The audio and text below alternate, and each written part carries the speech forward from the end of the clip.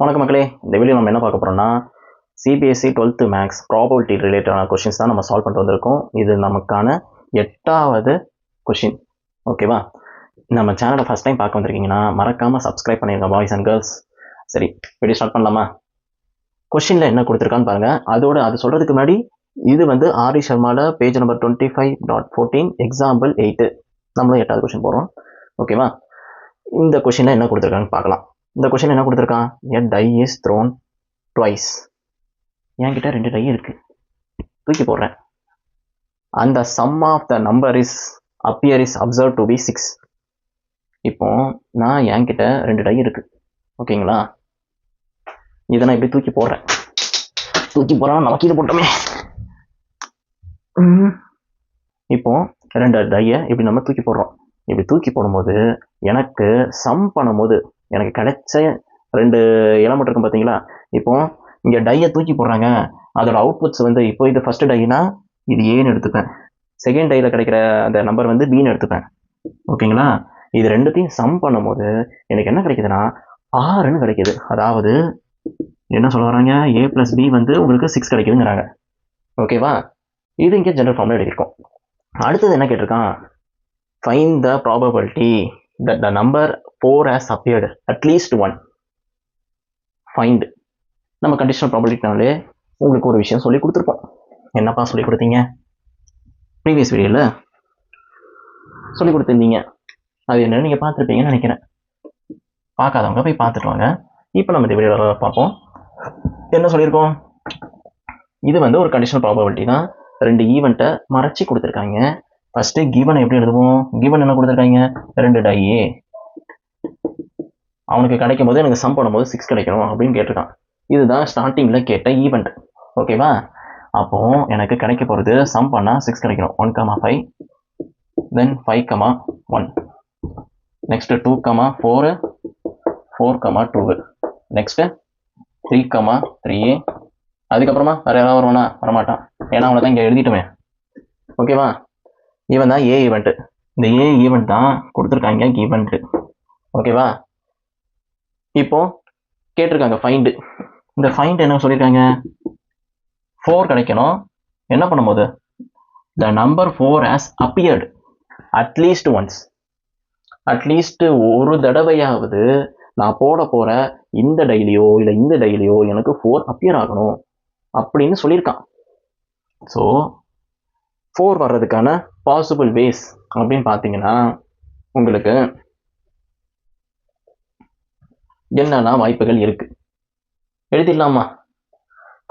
4, எனக்கு ஒரு டைலியாவது 4 வரணும்னு சொல்லியிருக்கான். ஸோ அதனால 4,1 4,2 4,3 4,4 வரலாமா? வரலாம். அட்லீஸ்ட் ஒன்ஸ் தானே கேட்டிருக்கான், ஒரு தடவை வரலாம், அதிகபட்சம் எவ்வளோனா வரலாம்ல. So 4,4 4,5 and 4,6. தென் அடுத்தது இப்போ எனக்கு ஒரு டைல நான் 4 வச்சுக்கிட்டேன். இந்த டைல 4 வச்சுக்கிட்டு கவுண்ட் பண்ணுவோம். 2,4 3,4 4,4 ஆல்ரெடி எழுதிட்டோம், நம்ம செட் எழுத முடியாது. 4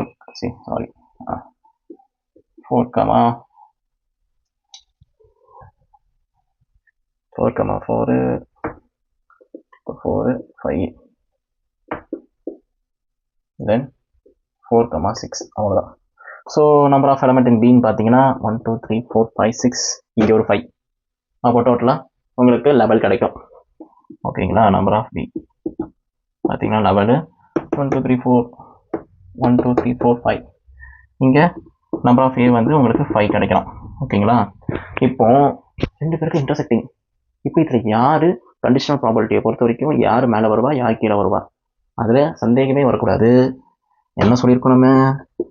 நமக்கு ஃபைண்டிங் எலமெண்ட் நியூமரேட்டர்லையும் டினாமினேட்டரில் கிவன் வேல்யூ அப்படின்னு சொல்லிடணும். நான் இதை கான்செப்ட் ரீதியாக பேசினா ஏற்கனவே நான் ஃபஸ்ட்டு 6 வீடியோலையும் கான்செப்ட் ரீதியாக பேசினால இங்கே ஜஸ்ட் ட்ரிக்கை மட்டும் சொல்கிறேன். சரிங்களா? ஃபைண்டு கிவனு. அப்போ நமக்கு ஃபைண்டிங் எலமெண்ட் இங்கே என்ன கேட்டிருக்கான்? 4 அப்பியர் ஆகணும். அந்த 4 அப்பியர் ஆகணும்னு சொல்கிறது வந்து probability of PA divided by given இங்கே என்ன ஏ. அப்படிதான், இப்படி எழுதிட்டு போங்க. ஓகேவா? ஸோ இதுக்கப்புறமா உங்களுக்கு தெரியும் number of element A intersection B A divided by number of A. இதுபடி பார்த்தீங்கன்னா ஏ வந்து உங்களுக்கு 5 இன்டர்செக்ட் ஆகிற எலமெண்ட் பார்த்தீங்கன்னா யார் யார் இங்கே ஏ வந்து ஆல்ரெடி அக்கர் ஆகிட்டான். ஓகேங்களா? இப்போ அக்கர் ஆகனோட எலமெண்ட்டோட நம்ம பியை வந்து இன்டர்செக்ட் பண்ணோம். அப்படி இன்டர்செக்ட் பண்ணனா நமக்கு இங்கே என்ன சொல்லியிருக்காங்க, இங்கே பார்த்து முடிச்சிடலாம், ஏ எலமெண்ட்லேயே பார்த்து முடிச்சிடலாம். ஏன்னா இங்கே பி எலமெண்ட் இங்கே ப்ரெசென்ட் ஆகிருக்கானா, இருக்கான். ஏன்னா 4 வந்து ஒரு தடவையாவது இருப்பான் அப்படின்னு சொல்லிட்டு அதை வச்சு இந்த 2 வருவான் அப்படின்னு சொல்லிட்டு போயிடலாம். தேடிட்டு இருக்க அவசியம் கூட இல்லை. பாருங்களேன், வேற ஏதாவது பாருங்க இன்டர்செக்ட் ஆகிறான்ட்டு, இருக்கவே இல்லை. இந்த 2 தவிர வேற எதுவும் இருக்க மாட்டான். முடிஞ்சு போச்சு. அப்போ 2/5 அப்படிதான்.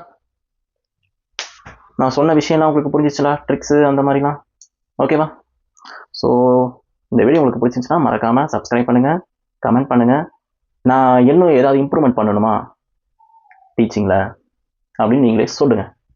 இன்னும் நான் டீட்டெயிலாக எக்ஸ்பிளைன் பண்ணாலும் நான் இன்னும் எக்ஸ்பிளைன் பண்ணுறேன், இல்லை ஷார்ட் பண்ணாலும் பண்ணுறேன். சரி, தேங்க்யூ ஃபார் வாட்சிங்.